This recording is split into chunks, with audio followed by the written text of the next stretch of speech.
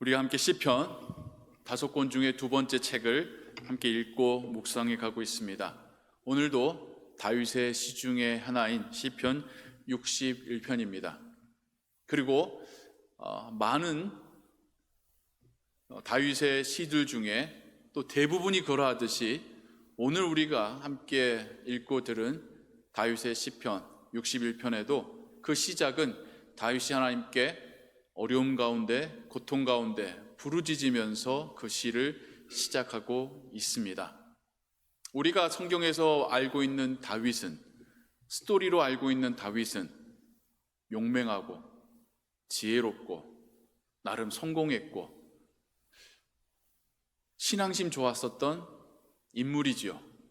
그런데 그가 쓴 시편들을 보면 스토리로 보여지는 다윗과는 또 다른 모습을 우리에게 보여줍니다. 너무나도 연약하고 실패하였고 고통 가운데 신음하고 있고 울부짖고 있고 하나님의 도움을 간절히 바라보고 있는 연약한 한 존재로서의 다윗이 시편 가운데 나타나고 있습니다. 근데 그게 또 우리의 모습이기도 해요. 겉으로는 강한 척하고 다 아는 것 같고 경험 많은 것 같고 괜찮은 척하지만 마음으로는 항상 불안해하고 염려하고 외로워하고 하나님께서 또 그 누군가가 도와주기만을 바라는 연약한 모습의 내가 있음을 우리도 고백하게 되지요. 그래서 다윗의 시편이 더 마음에 와닿는 것 같습니다. 그냥 다윗이 시편에서도 잘난 모습으로만 있다면 거리감 느낄 텐데 오히려 다윗의 시편을 통하여서 한때 왕이었던 그마저도 연약한 인간이었구나, 나와 같은 인간이었구나라는 생각을 갖게 합니다. 이 다윗의 시편 61편을 학자들은 그 시대적 배경을 다윗이 그 아들 압살롬에게까지 쫓겨나서 광야로 도망갔을 때 혹은 그 이후에 쓴 시라고 보고 있습니다. 이때가 다윗의 인생 중에 다시 찾아온 위기의 순간이겠죠. 광야는 다윗에게 어떤 곳입니까? 사울왕을 피해서 도망갔었던 곳, 자기를 따르는 그 몇몇 사람들과 함께 숨어 있었던 곳, 먹을 것 마실 것이 부족해서 항상 어려웠었던 곳, 언제 포위당해서 죽임당할지 모르는 두려움에 밤잠 설쳤던 곳, 하지만 또한 그런 상황 속에서도 하나님을 묵상하고 하나님께 부르짖어 기도했던 곳, 그것이 광야였습니다. 그런데 사울왕을 피해서 도망칠 때하고는 조금 다른 게 있어요. 그때는 나는 떳떳한데 사울이 오해해서 다윗을 죽이려 했던 때라고 한다면 지금은 자기의 잘못으로 이 모든 사단이 일어났고 사울왕도 아닌 자기의 혈족인 아들에게 죽임당할 위협을 피하여서 광야로 도망 나와 있습니다. 그리고 자기가 피난가는 그 길에 평소 자기를 싫어했던 이들은 자기를 모욕하고 재와 흙을 뿌리며 고소해하는 그런 모욕을 당하면서 여기까지 도망쳐 와 있습니다. 그래서 다윗이 이때의 심정을 하나님께 아뢰며 시를 쓸 때에 뭐라고 하냐면요, 하나님이여 나의 부르짖음을 들으시며 내 기도에 유의하소서. 내 마음이 약해질 때에 땅끝에서부터 주께 부르짖으오리니 나보다 높은 바위에 나를 인도하소서. 다윗이 지금 자신의 상황을 땅끝이라고 표현하고 있습니다. 땅끝. 오늘날 우리는 과학자들의, 중세시대 과학자들의 연구로 지구가 둥글다고 알고 있어요. 가도 결국에는 내가 있는 곳으로 돌아오는 구체라고 알고 있죠. 근데 그 당시에는 땅을 평평하게 생각했습니다. 그래서 한쪽 방향으로 계속 가면 땅끝 낭떠러지를 만난다고 사람들은 생각했어요. 그래서 집으로부터, 고향으로부터 멀리 가는 것을 두려워했습니다. 지금 다윗이 광야까지 나와서 그의 마음에 느껴지기는 물론 절벽이 보이는 건 아니지만 마음으로 자기 인생의 절벽에 도달해 있는 것입니다.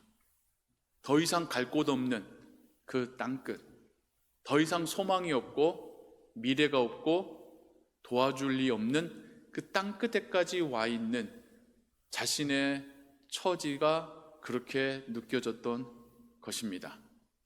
그러면서 하나님께 나를 높은 바위에 올리소서. 여러분, 광야는 해가 굉장히 뜨거운 곳입니다. 저녁에는 상대적으로 너무 또 추운 곳이고요. 숨으려고 하면 동굴 속으로, 바위 밑으로 숨어야 되죠. 그런데 자신을 높은 바위에 올리소서라고 하는 의미는 뭘까요? 이건 굉장히 시적이고 상징적인 의미입니다. 높은 바위는 첫 번째로 지형적으로 멀리를 내다볼 수 있는 곳이기도 하지만 두 번째, 상징적으로 제단을 의미합니다. 번제단을, 하나님께 나아가 예배하는 그 제단을 상징합니다. 마치 자기 자신이 번제물로 하나님께 드려지는 그 상황을 이렇게 시적으로 표현하고 있는 것입니다.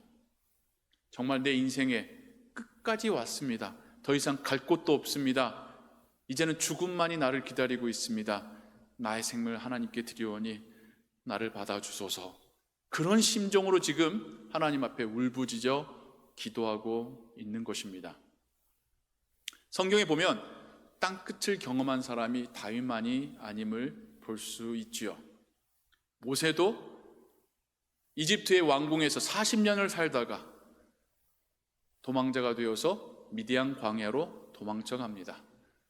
그곳이 모세에게는 땅끝이었을 것입니다.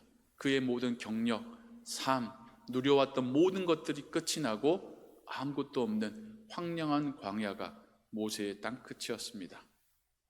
엘리야 선지자 아시죠?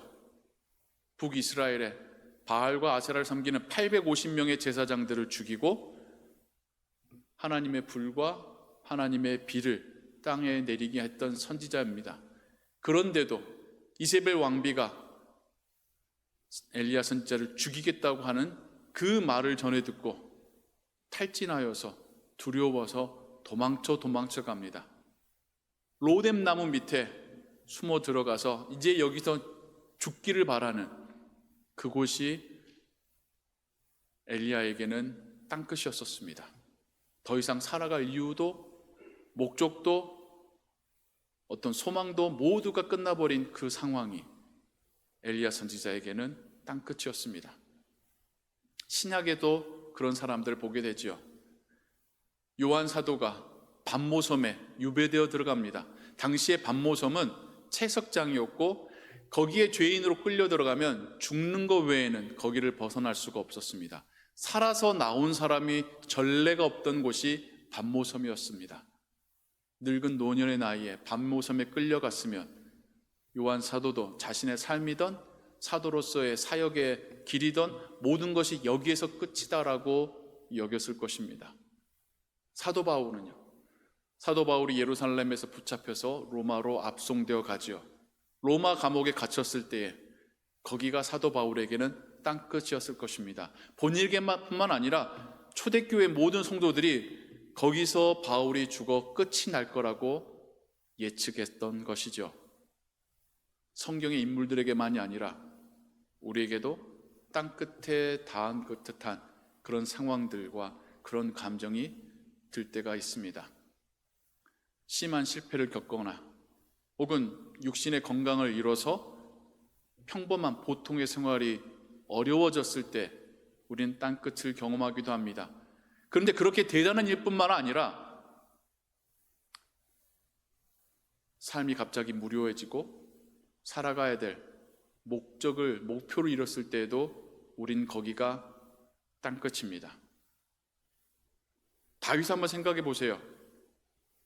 다윗이 그 모든 어려운 상황을 겪는 것 시작은 다윗이 더 이상 전쟁터에 나가지 않고 부하들이 전쟁터에 싸우고 있는데도 본인은 왕궁을 거니며 산책하다가 우리아의 아내를 발견하고 죄를 지으면서 그 모든 사단이 시작되게 되었습니다. 너무나도 평안하고 너무나도 무료하고 너무나도 아무 일이 없을 때, 그래서 내가 무슨 일을 해야 될지, 왜 살아야 될지, 삶과 사역의 목적을 잃었을 때도 어떤 의미의 영적인 땅끝의 시작입니다. 오랫동안 해왔던 일들이 이제 마무리될 때, 그때도 우리는 약간의 땅끝을 경험하지요. 여러분들에게도 그런 순간들이 있으셨을 겁니다. 저에게도 비슷한 인생에서의 그런 시간들이 있었습니다. 한국에서의 삶과 사역을 마치고 미국으로의 유학을 준비할 때, 처음 그 비행기에 어린 아이를 데리고 제 아내와 몸을 실었을 때 왠지 모를 막막함이 땅끝에 와 있는 기분이기도 했었습니다. 이민 목회를 시작하고 땅끝을 여러 번 경험했고요.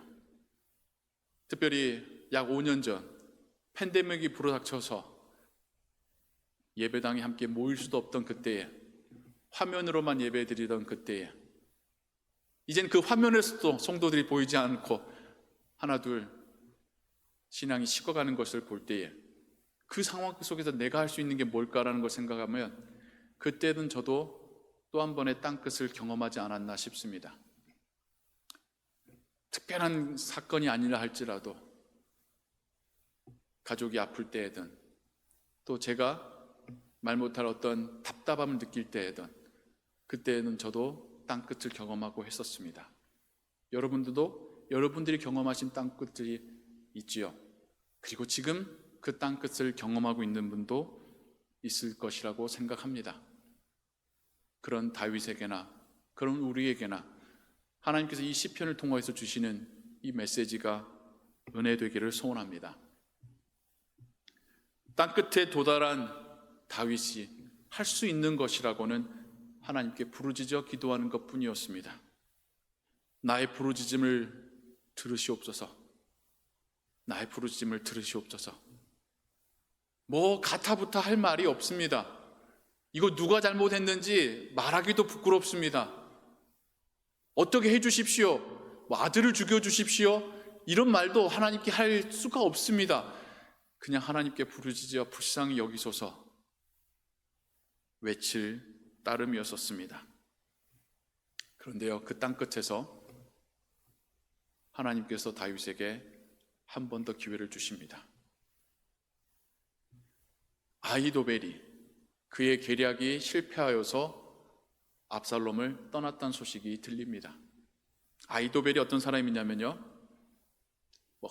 굳이 비유하자면 우리 한국의 조선시대의 한명회 같은 사람입니다. 굉장히 악랄하고 굉장히 머리가 교활한 사람입니다. 다윗이 왕에 있을 때에는 아히도벨의 그 계략들이 자신에게 도움이 됐을지 모르지만, 이젠 자기가 떠나고 압살롬에게 아히도벨이 붙었을 때에는 그는 그 누구보다도 다윗에게 위험한 존재가 됩니다. 아히도벨은요, 다윗을 죽일 방법을 알고 있었습니다. 압살롬에게 지체하지 말고 지금 다윗을 쫓아가서 죽여야 됩니다라고 제안했던 사람입니다. 만약 그의 제안대로 했었으면 다윗은 피난길에 죽임을 당했을 것입니다. 또 이 아히도벨이 압살롬에게 뭐라고 제안하냐면, 다윗 왕의 후궁들을 백주대낮에 사람들이 보는데 그 왕궁 지붕에서 강간하라고 시킵니다. 어떤 의미냐면, 이제 압살롬은 자기 아버지와 완전히 끊겠다라는 거예요. 혈연을 끊겠다는 겁니다. 나는 다시 다윗 왕에게 돌아가지 않을 겁니다라고 하는 것을 세상에 공표하는 거예요. 다윗을 따르는 사람, 압살롬을 따르는 사람들이 어느 날 갑자기 압살롬이 마음을 바뀌어서 아버지 잘못했어요 라고 다윗에게 돌아가지 않을 거라는 것을 확실하게 보여주는 겁니다. 다윗의 영광을 이제는 내가 차지했다라는 것을 세상에 보여주는 굉장히 교활하고 무섭고 더러운 방법입니다. 그런데 그게 그때는 먹혔습니다. 그 소식을 들은 다윗은 너무 마음이 아팠을 것입니다. 압살롬이 돌아갈 그 마지막 다리마저도 끊어버렸으니까요. 그 모든 것을 뒤에서 조작한 사람이 아히도벨입니다. 아히도벨이 압살롬 곁에 있는 한 다윗은 돌아갈 방법이 없었을 것입니다. 그런데 그 아히도벨이 자신의 뜻대로 이루어지지 않는 것을 알고 자기 고향으로 돌아가 목매어 죽습니다. 하나님이 하신 일이죠. 그러면서 다윗이 하나하나 돌아갈 길을 찾게 됩니다. 다윗만이 아닙니다. 땅 끝에서 하나님께 부르짖어 기도할 때에 하나님께서 길을 만들어 주신 이야기들은 숱하게 많습니다. 광야가 끝인 줄 알았었던 모세에게는 그곳이 하나님을 만나고 그의 백성을 구원할 사명을 받는 곳이 되었습니다. 죽기를 바라며 로렙나무 밑에 있었던 엘리야는 천사를 통하여 먹을 것을 먹고 하나님을 만나러 떠나게 됩니다. 그리고 하나님을 만나서 다음 세대를 위하여 준비할 사명을 받게 됩니다. 밤모섬에 갇혀 있었던 사도 요한은 그곳이 땅끝인 줄 알았는데 그곳에서 하나님이 보여주시는 환상을 보고 요한계시록을 기록하게 됩니다. 그리고 그 요한계시록에 관한 편지는 소아시아의 초대교회 교인들에게, 그리고 그 이후에 오는 모든 세대의 그리스도인들에게 하나님 나라에 대한 소망의 책이 됩니다.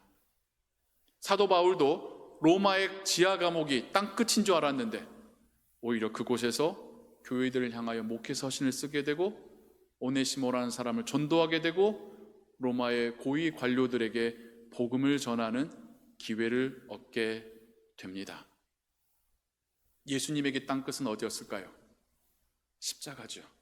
예수님의 삶과 사역의 마침표인 십자가가 예수님의 땅끝이었습니다. 그곳에서 예수님은 부르짖어 기도했죠. 아버지, 아버지, 어찌하여 나를 버리시나이까?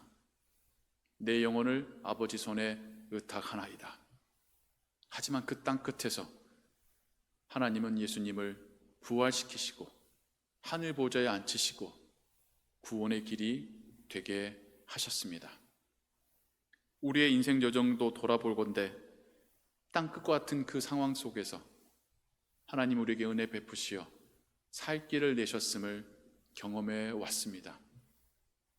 더 이상 내가 뭘 하며 살아야 될지 모르는 그 상황 속에 하나님은 오히려 우리에게 새로운 소망을 주셨습니다. 여러분, 다윗이 그 땅끝과 같은 광야에서 돌아온 그것이 하나님의 은혜의 해결책이 아닙니다. 그 이후의 이야기입니다. 열왕기 상을 보면, 그리고 이 이야기의 마지막인 사무엘하 마지막 장을 보면 돌아온 다윗이 성전터를 확보하게 됩니다. 그리고 그 아들 솔로몬에게 모든 것을 물려주기 직전에 성전에 대한 모든 것을 준비합니다. 자신의 재산까지 헌납하는 것뿐만 아니라 심지어 제사장들이 반차를 따라서 성전을 섬기는 것, 성전 문지기가 누구가 될 것인지, 성가대는 누가 할 것인지 그 모든 것을 다윗이 세팅해 놓습니다. 솔로몬은 다윗이 준비한 그 모든 것에 그냥 마침표만 찍었을 뿐입니다. 무슨 말이냐?